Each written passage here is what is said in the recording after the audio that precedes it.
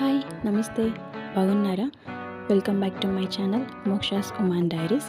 ముందుగా ప్యాన్లో గీ వేసుకొని అందులో లైట్గా జీరా వేసుకోండి. ఇది కొంచెం మన డైజెషన్కి హెల్ప్ అవుతుంది. అలాగే చిన్నగా తరుముకున్న ఆనియన్స్, లైట్గా సాల్ట్, కొంచెం ఆనియన్స్ వేగిన తర్వాత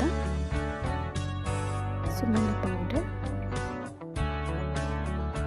అలాగే చిటికెడు పసుపు, లాస్ట్లో సుజీ రవ్వ యాడ్ చేసుకోవాలి. మన తెలుగులో తెల్ల ఉప్మా నూక అంటామండి దీన్ని. సో దీన్ని కంప్లీట్గా ఫ్రై చేసుకోవాలి.